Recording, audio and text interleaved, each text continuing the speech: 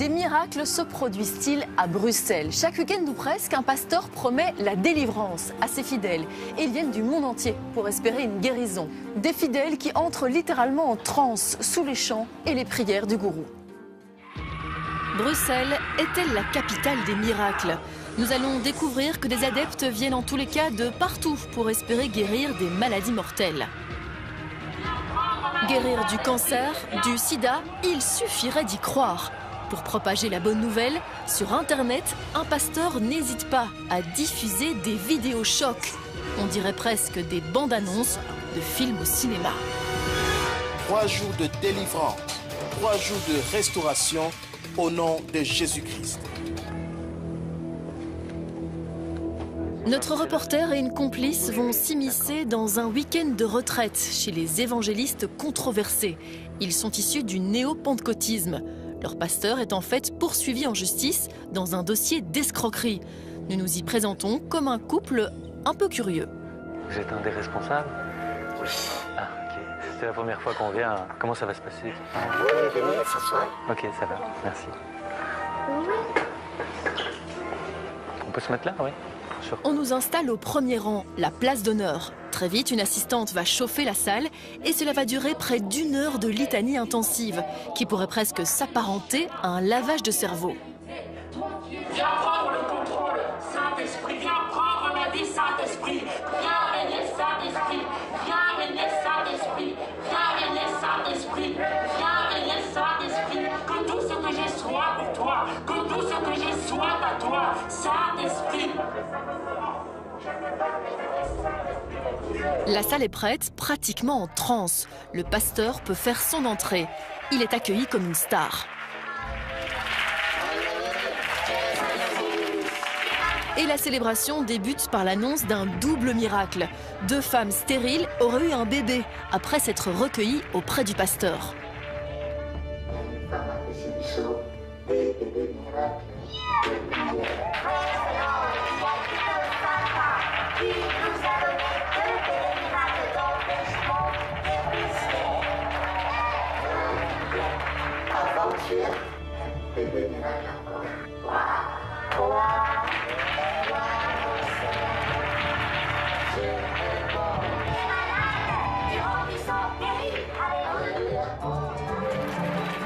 Des miracles et des prières qui mettent littéralement la salle en transe. Ici, on vient du monde entier pour rencontrer ce pasteur à Bruxelles. Maman, d'où venez-vous? Cameroun, mon Seigneur Dieu. Et sœur, d'où venez-vous? Lyon. Et vous, d'où venez-vous? Lille. Le pasteur nous prend un parti. Il pense que nous sommes venus pour un problème d'infertilité. Il nous promet alors un bébé grâce à la prière de délivrance. De fait, tu seras enceinte. Tu enfanteras un petit garçon. Elle n'a pas besoin. Si, elle a besoin.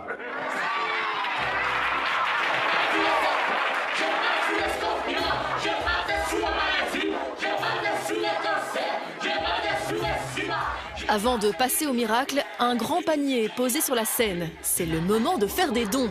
Ici, on voit grand pour récolter des billets de banque. Le pasteur est très attentif aux offrandes. Apportez une bonne offrande, s'il vous plaît.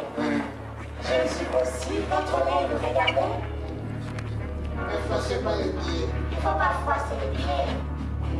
C'est ça. Viens donner. J'observe, j'examine. Pas le choix, nous aussi nous devons passer à la caisse. Les billets s'accumulent, mais pour le pasteur, il n'y a pas encore assez de billets de 50 €.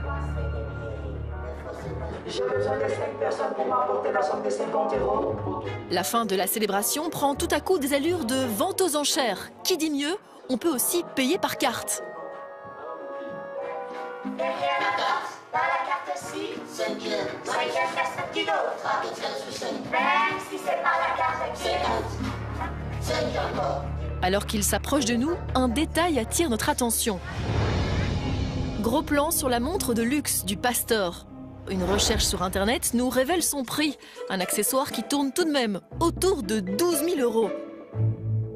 On comprend qu'avec un tel train de vie, côté finance, le pasteur espère là aussi des miracles. Il faut multiplier les billets de banque. Voilà par la puissance de l'évangile que tu as mis sur moi, je multiplie ça.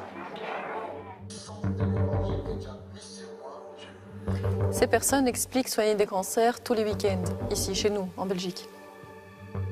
Jamais oublier qu'il y a un fil conducteur à toutes ces organisations-là, c'est broyer les cerveaux, broyer les consciences pour broyer les portefeuilles. Et est-ce que le néo-pentecôtisme, c'est un phénomène grandissant chez nous, en Belgique? C'est un phénomène grandissant en Europe aujourd'hui, oui. Oui. Et est-ce qu'ils sont dangereux? Je veux dire, entre aller rentrer en communion d'esprit avec un Dieu auquel on croit, moi ça, j'ai pas de problème. La notion de dangerosité est toute relative. Pour quelqu'un qui est dans une situation, une des pires qu'on puisse vivre dans sa vie, c'est celle où on vous dit que vous êtes malade et que vous êtes gravement malade. C'est criminel. Car ici, il s'agit incontestablement de guérir de maladies. Il y a beaucoup de miracles ici dans l'église? Oui, absolument. Il n'y a pas que pour des femmes stériles. Nous avons des cas de personnes qui ont été atteintes du sida, des problèmes de prostate en phase finale. Même de sida? Oui, absolument. Ça, c'est très récurrent. C'est très récurrent. Oui, absolument. C'est votre épouse? Oui, oui. Alors vous faites des miracles alors, il paraît. Pardon? Ouais, vous faites vraiment des miracles? Moi? Oui. C'est impossible. Un homme de la terre ne peut jamais faire le miracle. D'accord. C'est Jésus.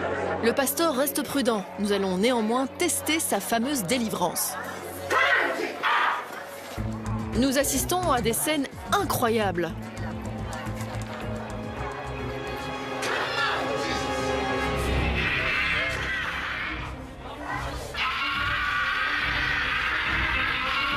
Cris, incantations, la maladie doit s'évacuer, quitte à la sortir de ses tripes.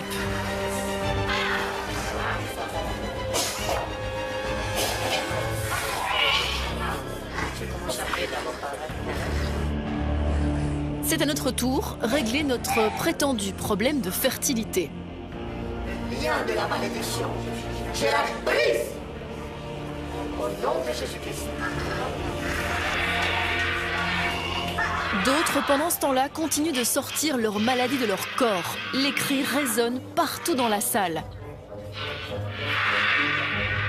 Nous quittons les lieux et pour l'heure, nous n'avons encore vu venir aucun signe de grossesse.